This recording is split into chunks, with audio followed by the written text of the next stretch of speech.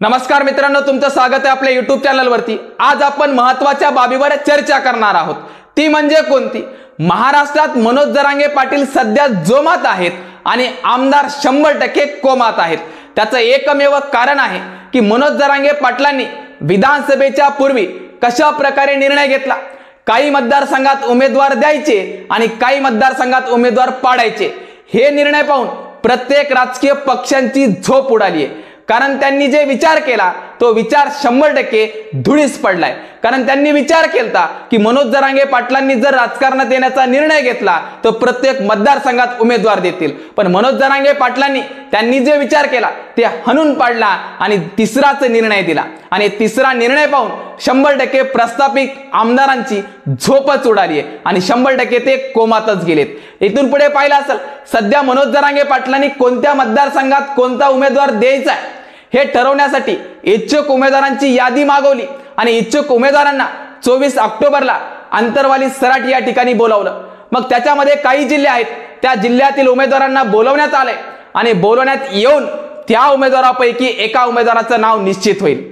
म्हणून एक लक्षात ठेवा, मनोज जरांगे पाटलांना जास्त टेन्शन देण्याच्या ऐवजी तुम्ही जर मतदारसंघात एखादा उमेदवार ठरवला आणि तोच उमेदवार मनोज जरांगे पाटलांना सादर केला तर 100% काही कालावधीमध्ये तो उमेदवार निवडण्यासाठी प्रचार करू शकतो।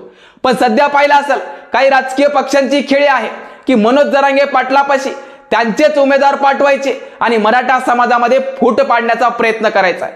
पण लोकांनी लक्षात ठेवा, तुम्ही जर पाहिलं असेल, मनोज जरांगे पाटलांनी जो निर्णय घेतलाय तो गोरगरीब जनतेच्या हितासाठी घेतलाय। म्हणून मनोज जरांगे पाटलांनी जो कोणी उमेदवार दिलेला असेल त्या उमेदवाराला आपली साथ मिळाली पाहिजे, हाच विचार मनोज जरांगे पाटलांचा आहे।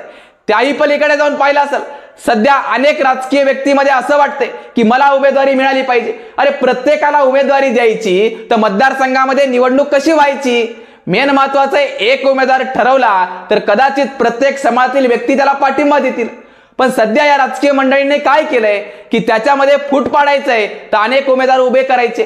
म्हणून मनोज जरांगे पाटलांनी सांगितले, ज्या उमेदवाराचं नाव घोषित होईल त्याच उमेदवाराला आपलं मत जाण्यासाठी लोकांनी सहकार्य केलं पाहिजे। अशा प्रकारे मनोज जरांगे पाटलांनी स्पष्टरित्या सांगितलं। त्याही पलीकडे जाऊन बघितलं असेल, सध्या प्रस्थापित लोकांची काही जणांनी लुंगी सोडली नाहीये। तुम्ही जर त्यांची लुंगी नाही सोडली तर भविष्यात तुमची पुंगी वाजवायला तयारच आहेत। म्हणून लक्षात ठेवा, या पुंगी वाजवणाऱ्यापासून आपल्याला सावध व्हायचे। नेमकी आतापर्यंत त्यांनी शेतकऱ्यांच्या समस्या सोडवल्या आहेत का? मराठा समाजाच्या आरक्षणाचा तिढा सोडवलाय का? बेरोजगारांना रोजगार मिळवून दिलाय का? आतापर्यंत मतदारसंघात विकास कामे केली आहेत का? यावर सध्या विचार करण्याची वेळ आहे। कारण प्रस्थापित लोकांनी प्रत्येक मतदारसंघामध्ये मतदानाच्या दिवशी अनेक आमिषे दाखवले आहेत, अनेक स्वप्ने दाखवली आहेत, पण आतापर्यंत ते कधीच पूर्ण झाले नाहीयेत। कारण शेतकऱ्यांचे आतापर्यंत कधी प्रश्न सुटलेच नाहीयेत। त्यांच्या शेतीमालाला योग्य भाव मिळालाच नाहीये, बेरोजगारांना रोजगार मिळालाच नाहीये, मराठा आरक्षणाचा तिढा सुटलाच नाहीये। पण त्यावर आरक्षणाची पोळी प्रस्थापित लोकांनी आरामशीर भाजत गेले आहेत आणि त्यांची सत्तेची पोळी भाजून स्वतःचा स्वार्थ मिळवला आहे। पण हा स्वार्थ मिळवणं कुठंतरी थांबवण्यासाठी आपल्या मताचा योग्य ते वापर करून, आपल्या मताचा योग्य ते अधिकाराचा वापर करून मनोज जरांगे पाटलांनी जो निर्णय घेतलाय त्या निर्णयाला 100% प्रत्येक समाजातील व्यक्तीचा पाठिंबा दिसून येतोय। म्हणून सध्या राजकीय व्यक्तींची झोप उडाली आहे आणि सध्या हीच वेळ आहे राजकीय व्यक्तींचा पदर सोडायचा की राजकीय व्यक्तींचा पदर धरायचा, हेच लक्षात ठेवा। कारण मनोज जरांगे पाटलांनी गोरगरीब जनतेसाठी लढा उभा केलाय। मग त्याच्यामध्ये फक्त मराठा समाजच नव्हे तर प्रत्येक समाजासाठी मनोज जरांगे पाटील लढत आहेत। शेतकऱ्यांच्या समस्या दूर करण्यासाठी सुद्धा लढत आहेत। या सगळ्या गोष्टीचा विचारपूर्वक निर्णय घ्या आणि मतदानाच्या पूर्वी जर तुम्ही योग्य निर्णय घेतला तर 100% यशाच्या मार्गावर जाऊ शकता, विकास वापस येऊ शकतो, बेरोजगारांना रोजगार मिळू शकतो, शेतकऱ्यांचे प्रश्न सुटू शकतात। कारण तुम्ही जोपर्यंत सर्वसाधारण व्यक्ती सत्तेत पाठवणार नाहीत तोपर्यंत सर्वसाधारण व्यक्तीच्या समस्या त्याला कळणारच नाहीयेत। म्हणून लक्षात ठेवा, सध्या काळाची वेळ आहे, बदल निश्चित आहे, पण तो बदल तुमच्या मतावर डिपेंड आहे।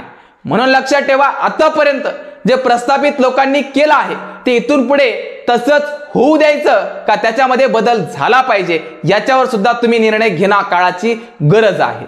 त्याही पलीकडे पाहिलं असेल काही राजकीय मंडळी आहे की मनोज जरांगे पाटलांचा लढा फोडण्यासाठी अनेक मराठा उमेदवार मतदारसंघात देण्याची तयारी दर्शवत आहेत।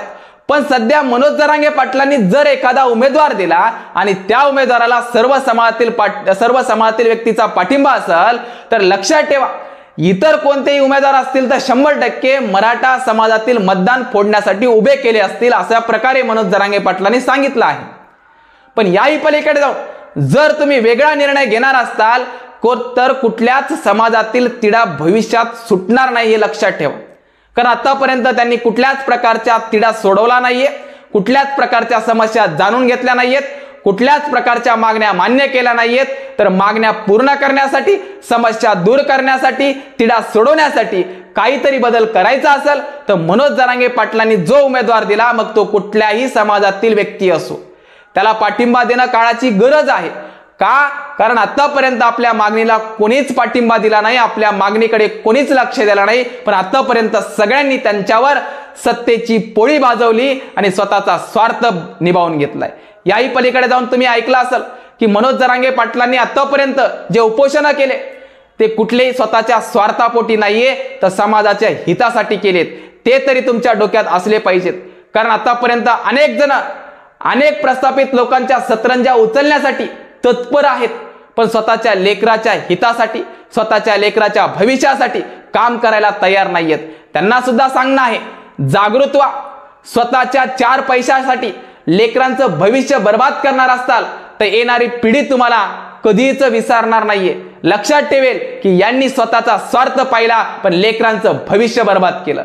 यावरून तरी सध्या लोकांनी जागृत व्हायला पाहिजे आणि सध्या योग्य वेळ आहे। आपल्या मताचा योग्य अधिकाराचा वापर करा आणि योग्य व्यक्तींची निवड करा हेच सांगण्यासाठी तुमच्या समोर आलोय। ठीक आहे, तर थांबतो। धन्यवाद।